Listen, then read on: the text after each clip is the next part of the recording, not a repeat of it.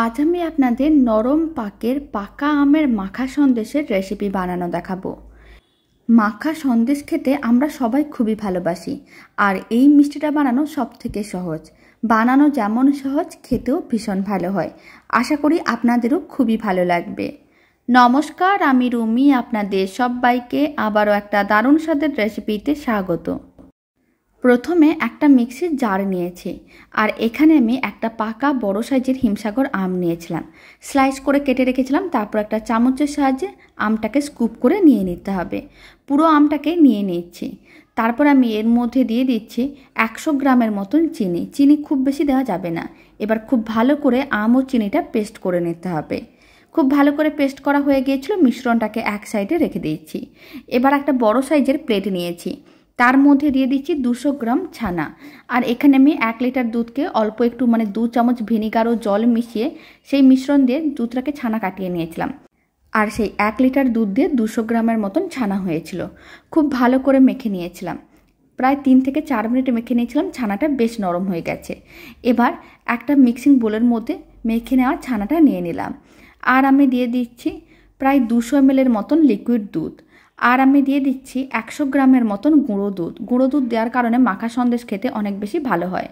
এবার সমস্ত কিছু একসঙ্গে খুব ভালো করে মিশিয়ে নিতে হবে, যাতে কোনো রকমের দলা না থাকে। খুব ভালো করে মেশানো হয়ে গেছে। মিশ্রণটা একেবারেই রেডি। এবার এক সাইডে রেখে দিতে হবে। এখন একটা ফ্রাইং প্যানকে গ্যাসের ওভেনের ওপরে বসিয়ে দিয়েছিলাম। প্রথমে আমি আম ও চিনিটাকে যে পেস্ট করে নিয়েছিলাম সেই মিশ্রণটা দিয়ে দিলাম। প্রায় 2 থেকে 3 মিনিট মিডিয়াম টু হাই ফ্লেমে এইভাবে একটু নাড়াচাড়া করে রান্না করে নিতে হবে। এখন প্রায় 3 মিনিট পরে দেখাচ্ছি। এবার ওই আমের মিশ্রণের মধ্যে ছানা, দুধ, গুঁড়ো দুধ মিশিয়ে যে মিশ্রণটা রেডি করে নিয়েছিলাম সেটা দিয়ে দিলাম। আর খুব ভালো করে মিশিয়ে নিতে হবে। তারপরে মিডিয়াম টু হাই ফ্লেমে কন্টিনিউ প্রায় 4 থেকে 5 মিনিট নাড়াচাড়া করে নিতে হবে। মিশ্রণটাকে খুব বেশি ঘন করার দরকার নেই, যেহেতু নরম পাকের মাখা সন্দেশ বানানো হবে, তাই মিশ্রণটা খুব বেশি ঘন হয়ে গেলে সন্দেশটা শক্ত হয়ে যাবে। প্রায় 4 মিনিটের মতন মিডিয়াম টু হাই ফ্লেমে নাড়াচাড়া করে নিয়েছিলাম। এবার ফ্লেমটা অফ করে দিচ্ছি, কারণ সন্দেশের মিশ্রণটা একেবারেই রেডি হয়ে গেছে। এবার যে কোনো একটা পাত্র নিতে হবে, আর গরম অবস্থায় মিষ্টির মিশ্রণটাকে সন্দেশের মিশ্রণটাকে দিয়ে দিতে হবে। তারপরে চাইলে একটু ট্যাবও করে নিতে পারেন, আর নাহলে এইভাবে ভালো করে ছড়িয়েও নিতে পারেন। আর 1 ঘন্টার মতন ফ্রিজে রেখে ঠান্ডা করে নিতে হবে। ডিপ ফ্রিজে রাখার দরকার নেই, নর্মাল ফ্রিজেই রাখতে হবে। এখন 1 ঘন্টা পরে দেখাচ্ছি।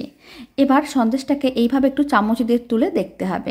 আপনারা দেখুন, সন্দেশটা তখন অনেকটাই নরম ছিল, কিন্তু ঠান্ডা হওয়ার পরে সন্দেশটা খুব সুন্দরভাবে রেডি হয়ে গেছে। আর এই পাকা আমের নরম পাকের মাখা সন্দেশের রেসিপিটা ভালো লেগে থাকলে আপনারা যদি ফেসবুক থেকে রেসিপিটা দেখছেন, পেজটিকে ফলো করে নেওয়ার অনুরোধ রইল। আর ইউটিউব থেকে দেখলে চ্যানেলটি সাবস্ক্রাইব করে নেওয়ার অনুরোধ রইল। তো চলুন, ভিডিওটা আমি এখানে শেষ করছি। আপনারা সবাই ভালো থাকবেন, সুস্থ থাকবেন। আপনাদের সঙ্গে আবার নতুন রেসিপি নিয়ে দেখা হচ্ছে।